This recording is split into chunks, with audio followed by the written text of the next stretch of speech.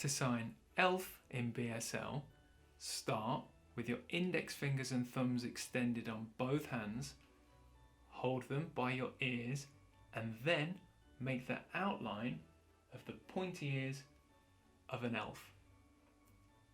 Elf.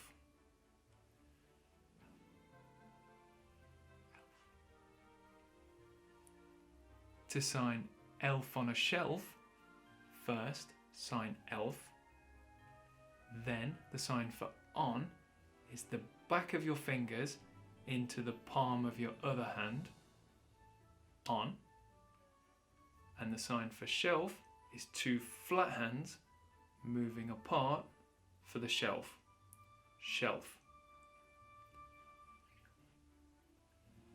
So, elf on a shelf.